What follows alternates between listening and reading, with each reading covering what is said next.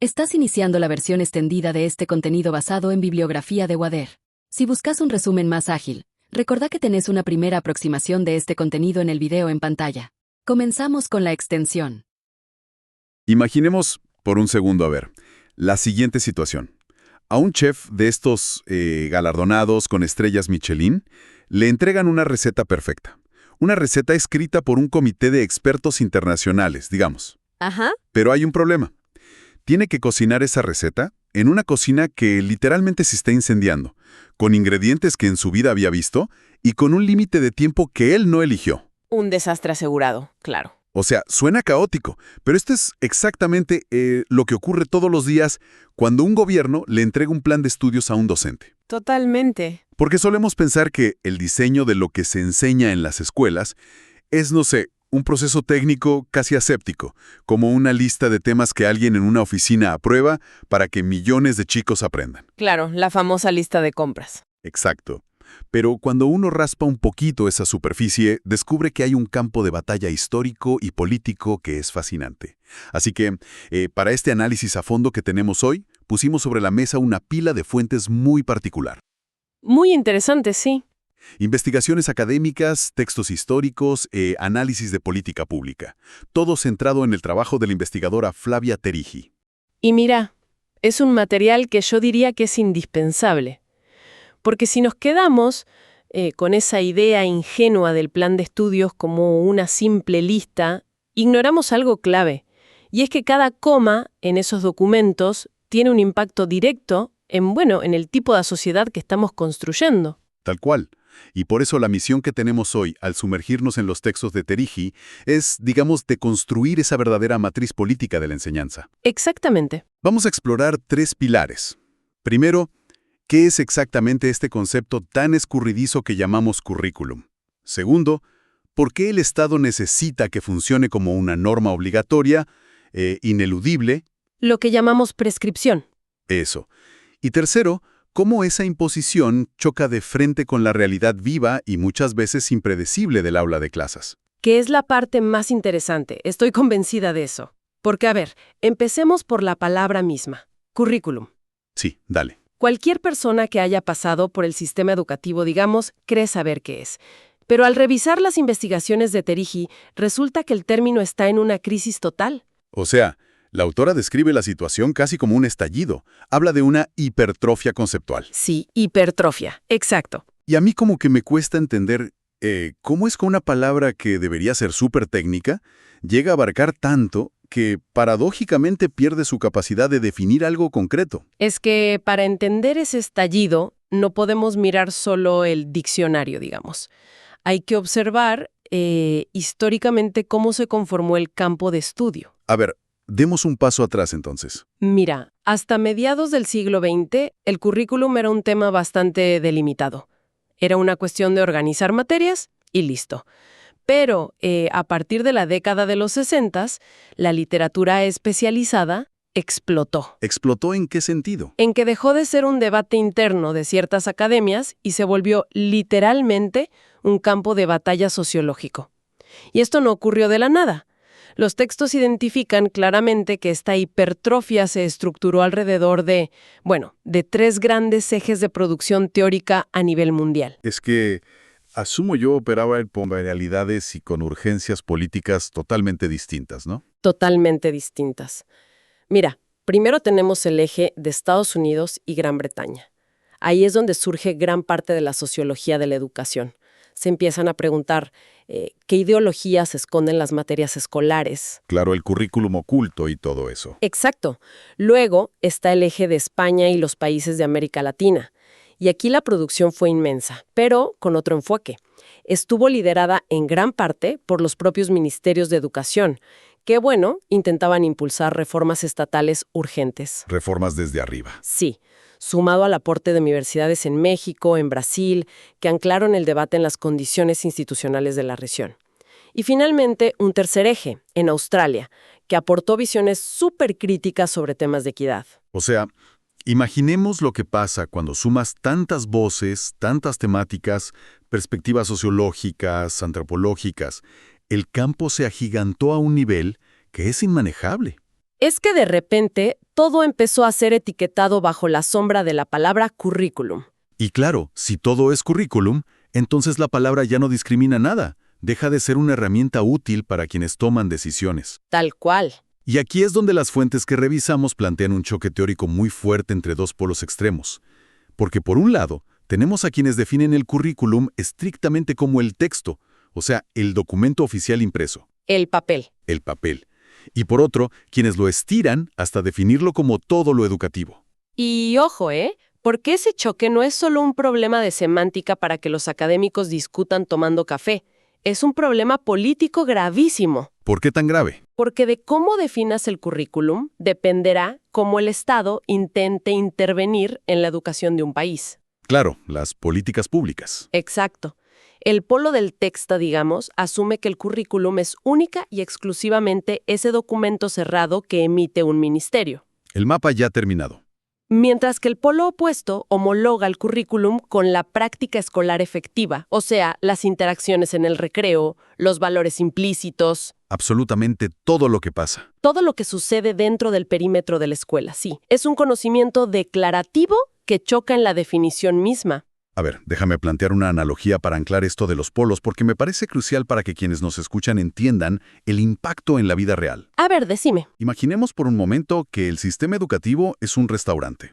Si el dueño se para en este poro del texto, él cree que el currículum es únicamente la carta, el menú impreso. Ah, me gusta. Y opera bajo la ilusión de que, bueno, si contrata a un diseñador carísimo para cambiar la tipografía del menú, o si reescribe las descripciones de los platos para que suenen más modernas, la comida mágicamente va a salir mejor. Ignorando todo lo demás. Exacto, ignorando por completo los cocineros, la calidad de los tomates que llegaron esa mañana o, no sé, la temperatura del horno. Es una analogía brillantemente precisa, de verdad.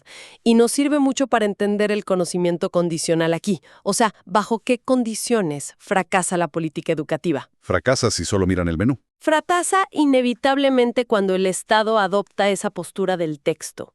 Se limita a modificar documentos burocráticos porque, seamos sinceros, es lo más barato y lo más rápido de hacer. Totalmente. El Estado asume que la modificación del papel altera por arte de magia la realidad del aprendizaje y ahí desconoce por completo los factores institucionales, las tradiciones de enseñanza de los propios maestros y las condiciones materiales reales. Pero a ver, el otro extremo del restaurante también suena a desastre.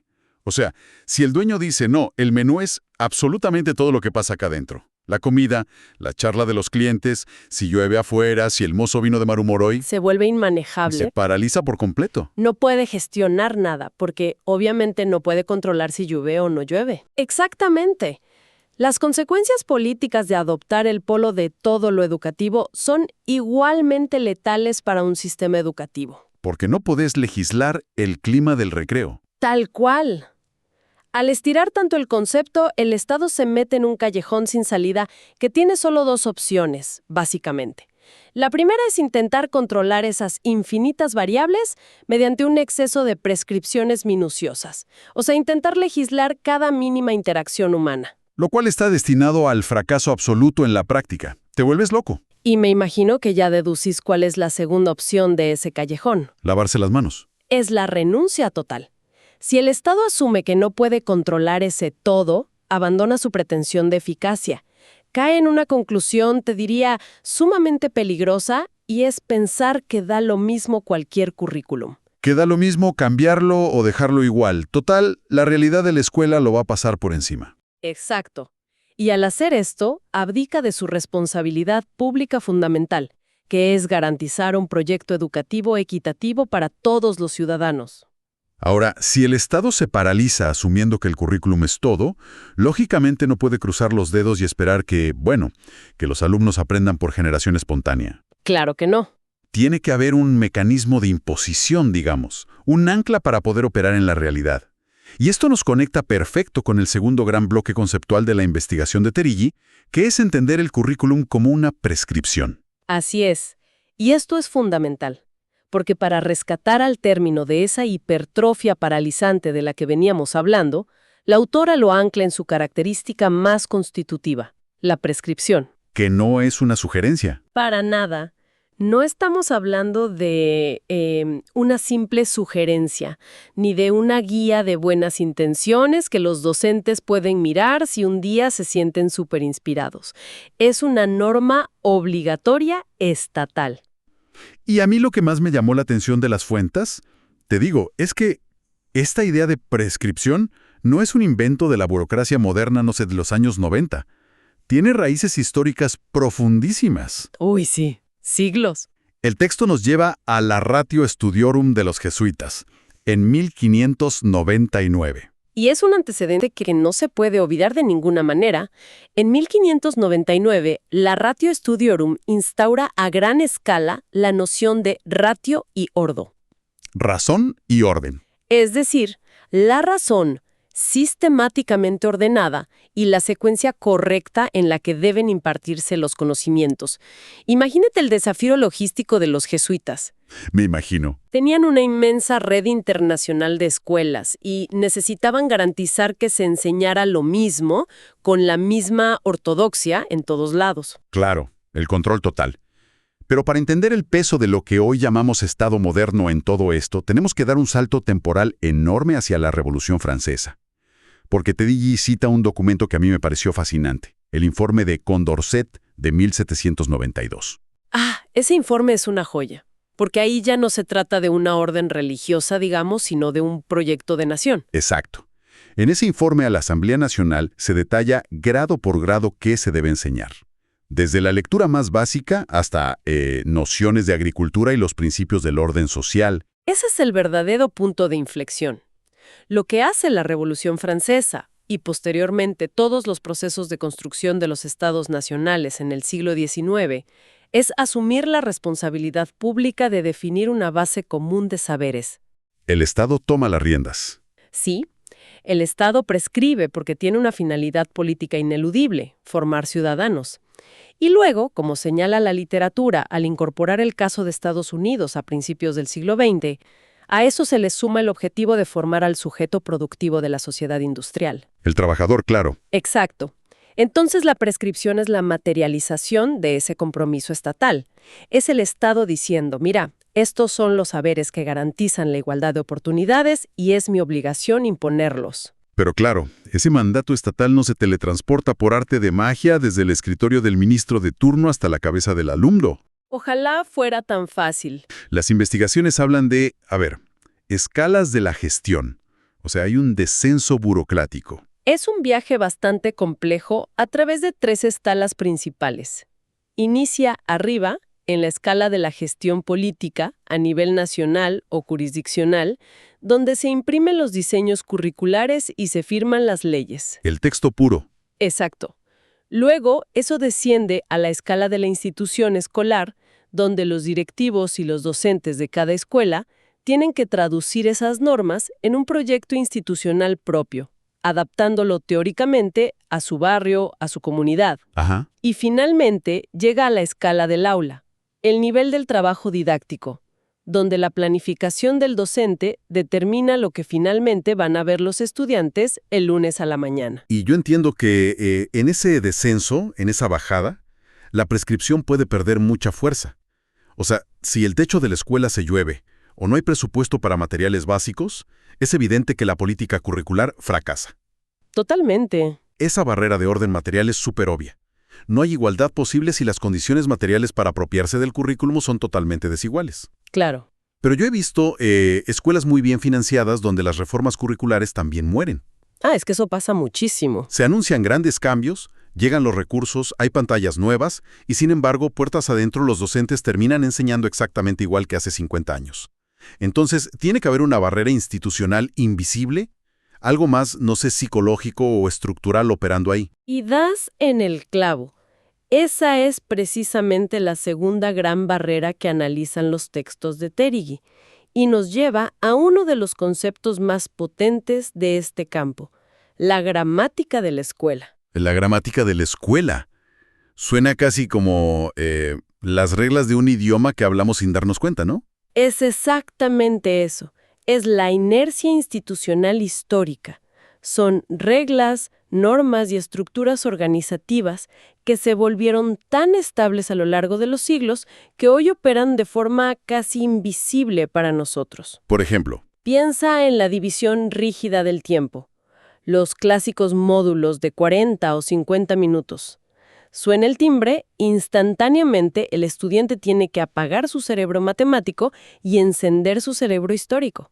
¿es verdad? O piensa en la separación estricta de los espacios físicos, o en la fragmentación del conocimiento en materias aisladas que nunca se comunican entre sí. Entonces, claro, cuando el Estado manda una prescripción súper innovadora, pidiendo, por decir algo, pensamiento crítico transversal, Choca de frente contra esa gramática. La gramática escolar bloquea la innovación, absorbe las nuevas normas, las mastica y las amolda a tradiciones pedagógicas que ya están fosilizadas. se las traga, básicamente. Sí, el diseño del ministerio puede decir una cosa bellísima, revolucionaria, pero la estructura histórica de la escuela impone otra realidad. La inercia siempre va a ganar si no se interviene directamente sobre esa gramática. Espera, porque aquí quiero hacer un poco de abogado del diablo. A ver. Si estamos afirmando categóricamente que la prescripción es un mandato estatal estricto, o sea, una orden para igualar a la población, y que cualquier desviación es culpa de la inercia o la falta de recursos, ¿no estamos reduciendo a los educadores a meros ejecutores pasivos? Entiendo por dónde vas. Es que suena a que estamos describiendo a los docentes como si fueran, no sé, robots de una línea de ensamblaje en una gran fábrica estatal, como si su único trabajo fuera agarrar el manual, acatar las instrucciones y apretar tuercas idénticas en la cabeza de cada alumno. Bueno, te digo que esa es la crítica más habitual que se le hace a la idea de prescripción. Pero es un error conceptual profundo que Terigi se encarga de desmontar muy bien. ¿Ah, sí? ¿Por qué? Porque pensar que el docente es un robot sería volver a caer en el polo ingenuo del currículum como texto. Sería creer que el papel controla mágicamente la realidad. La verdad es que la prescripción nunca, pero jamás llega a un terreno vacío ni a un laboratorio controlado. Claro, llega al aula real. Exacto. Exige que el docente actúe. Y aquí entramos al tercer concepto fuerte de hoy. Los docentes son, ante todo, sujetos como intérpretes activos. Claro, la norma oficial impacta contra toda la imprevisibilidad del aula, y eso fuerza al maestro a tomar decisiones en el momento. Decisiones constantes, todos los días. Y este proceso de apropiación es lo que Terigi denomina la fabricación didáctica. Fabricación didáctica. O sea, el conocimiento procedimental del que hablábamos. Exacto. Aprender el currículum no es memorizar el documento del ministerio para repetirlo como un loro. Es mapear un territorio que es complejo y que está lleno de baches. El docente asume el rol de lo que la literatura llama agente de especificación. Me gusta ese término. Agente de especificación. Es que lo define perfecto. ¿Por qué? Porque hay un elemento fundamental que ninguna política de Estado puede legislar o eliminar por decreto: la incertidumbre. La incertidumbre de lidiar con seres humanos, ni más ni menos.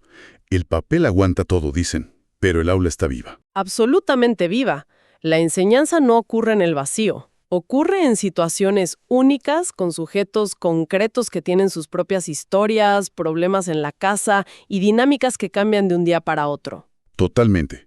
Existe una brecha sistemática, y diría que insalvable, entre la intención política del diseño original y la realidad cruda de la escuela. O sea, el Estado no puede prever si un martes a las 10 de la mañana un alumno va a hacer una pregunta disruptiva que cambia el eje de toda la clase. O si hubo una pelea en el recreo que dejó a todos alterados. Exacto. O simplemente cómo las tradiciones locales del barrio interactúan con un contenido nuevo. Frente a esa incertidumbre, el conocimiento científico o erudito no se le puede transmitir crudo al alumno. Claro, tiene que ser procesado. Sí. Y acá es donde entra el conocimiento procedimental. No es solo saber qué es la fotosíntesis como un dato declarativo. Es el saber práctico de cómo transformar ese concepto tan abstracto en algo que sea enseñable un martes a la mañana. Ese es el núcleo exacto de la fabricación didáctica, entonces. Es un proceso, digamos, proactivo de recontextualización liderado por el docente. Tal cual. El maestro toma ese saber crudo y crea lo que llamamos artefactos didácticos. Inventa secuencias de ejercicios, diseña metáforas, arma problemas específicos o proyectos para hacer que el conocimiento resulte comprensible para ese grupo particular de chicos. O sea que el saber escolar no es el mismo saber del científico en su laboratorio. Es, por definición, un conocimiento fabricado expresamente para la escuela. 100% fabricado. Volviendo a las metáforas, que me encantan para visualizar esto. Siento que el docente definitivamente no es un robot de ensamblaje. Es más bien como un traductor literario operando en tiempo real. A ver, explícame eso. Mira, si vos pones a un programa de computadora, a un robot, a traducir un poema del francés al español de forma literal, o sea, palabra por palabra, el resultado es un desastre. Te queda cualquier cosa. Pierde la rima, pierde el doble sentido, pierde básicamente el alma del texto. Pero el docente, frente a la complejidad de sus 30 alumnos, capta la prescripción, que sería el poema original, y fabrica una nueva versión. Una adaptación. Una recontextualización que, en un mundo ideal, debe mantener el sentido profundo del saber original, pero adaptando el lenguaje para que resuene de manera vital con quienes lo están escuchando hoy en ese barrio específico. Es la forma perfecta de visualizarlo. Estoy convencida. El traductor toma decisiones críticas en cada línea, para salvar el sentido, igual que el docente toma decisiones en cada clase al crear sus artefactos didácticos. Y esto nos arroja a la pregunta clave, me parece, sobre el conocimiento condicional en esta última fase. O sea, ¿bajo qué condiciones esa fabricación didáctica preserva el sentido original del saber y cuándo, trágicamente, lo destruye? Porque, claro, siguiendo tu analogía, una traducción mal hecha directamente arruina el libro. Sin duda. Y mira, la fabricación didáctica conserva el sentido y triunfa cuando el docente, en su rol de agente de especificación, logra equilibrar el uso de sus herramientas. Es decir, utiliza los artefactos, pónele un mapa conceptual, un juego de roles para acercar el conocimiento, pero mantiene viva la conexión profunda con el propósito real de ese saber. Supera la inercia de la gramática escolar. Exacto. Supera esa inercia y logra que el contenido explique el mundo en el que vive el estudiante. Ahí el saber sigue vivo. ¿Y en qué condiciones se pierde ese sentido vital? Porque pasa, y pasa mucho. Uy, muchísimo. Se pierde cuando el docente se ve desbordado, ya sea por la rutina, por el peso aplastante de esta gramática escolar que mencionamos, o por la simple presión burocrática del control estatal que le exige llenar planillas. Claro. Ocurre cuando los artefactos didácticos se empiezan a aplicar de manera mecánica y vacía. Las investigaciones mencionan mucho, por ejemplo, la acumulación irreflexiva de proyectos especiales. Espera, ¿a qué se refieren exactamente con proyectos especiales? Piensa en el típico proyecto escolar de fin de año. Por ejemplo, construir la clásica maqueta de un volcán que hace erupción con bicarbonato y vinagre. Un clásico. Todos lo hicimos. Bueno, al principio, quizás hace 30 años, un docente lo diseñó como un artefacto brillante para explicar reacciones químicas o principios de geología. Pero con el paso de los años, la institución lo adopta como una tradición vacía. Los alumnos se pasan semanas pintando cartón, los padres gastan plata en materiales, y al final, el volcán hace erupción, todos aplauden, se sacan la foto, pero ningún alumno entendió los principios geológicos detrás del magma. ¡Wow! O sea, el artefacto se devoró al sentido. Literalmente se lo devoró. La fabricación didáctica ahí se volvió un trámite burocrático donde los chicos aprenden a completar la tarea, pero no aprenden el saber que esa tarea intentaba enseñarles. Es un fracaso súper silencioso. Y es algo que cualquiera que haya pasado por un aula o que, no sé, hoy esté evaluando las capacidades de los egresados en el mercado laboral puede reconocer de inmediato. Sí, salta a la vista. El contenido llega muerto. Y por ende no forma el ciudadano crítico o productivo que la prescripción del Estado prometía formar en un principio. Es un equilibrio extremadamente frágil el de la educación. Muy frágil, sí. Si tomamos un poco de perspectiva y sintetizamos este recorrido conceptual que nos proponen las fuentes de hoy, vemos que la idea de currículum está a años luz de ser un simple índice temático archivado en una carpeta de un ministerio. Años luz, sí. Es un campo de tensión eléctrica permanente. Por un lado, tenemos esta prescripción histórica del Estado, un mandato súper obligatorio que busca ordenar, imponer saberes y garantizar al menos en los papeles una base de igualdad de oportunidades. Y chocando contra eso, del otro lado de la balanza, tenemos la inevitable e indispensable recontextualización artesanal que ocurre dentro de cada aula. La cocina incendiándose. Esa misma. Esa fabricación didáctica liderada por educadores que operan siempre rodeados de incertidumbre, lidiando constantemente contra barreras materiales y contra una gramática escolar súper rígida. Y todo esto para intentar darle un sentido real y vital a ese mandato oficial. Es la colisión incesante entre la norma estática y la práctica viva. Y estoy seguro de que es ahí donde se juega el verdadero partido de la educación. Sin lugar a dudas. Sin embargo, antes de cerrar este análisis a fondo, hay un concepto que las fuentes mencionan casi de pasada hacia el final, pero que me parece que tiene una resonancia enorme. Es un detalle que, sinceramente, cambia por completo el ángulo desde el cual miramos todo lo que acabamos de discutir hoy. Me imagino hacia dónde vas. Me refiero al concepto del currículum nulo. Es que es, tal vez, la dimensión más reveladora y a veces la más incómoda de todo el diseño curricular. Resulta fascinante detenerse a pensar en esto porque durante todo nuestro encuentro hemos desmenuzado obsesivamente lo que el Estado prescribe y cómo el maestro lo adapta en el aula, pero en el instante mismo, digamos, en que un comité de expertos se sienta a diseñar un currículum, ocurre un proceso de selección súper drástico. Una exclusión. Exacto. Y la realidad innegable es que por cada saber, por cada porción de cultura, de literatura o de ciencia que el Estado decide incluir y legitimar como obligatoria, hay millones de saberes, de historias locales y de perspectivas que son excluidas deliberadamente, quedan barridas fuera del mapa educativo. Y ese es el currículum nulo, lo que no está. Lo que no está. Si asumimos, como vimos desde el ejemplo de la Revolución Francesa, que el currículum formal es la gran maquinaria del Estado para moldear al ciudadano, la pregunta que nos queda flotando a todos es profunda.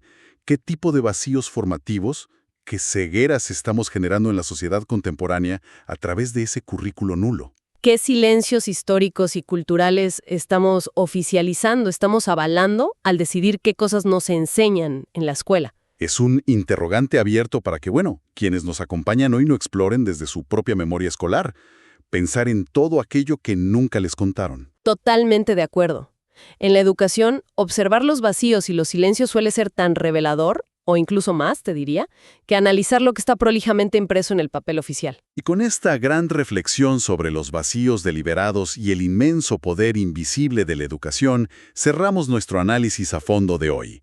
Gracias por acompañarnos. Gracias por llegar hasta el final. Este esquema es parte de una estructura mayor. Podés encontrar el siguiente tema del curso en la pestaña de la lista de reproducción. Éxitos en el estudio.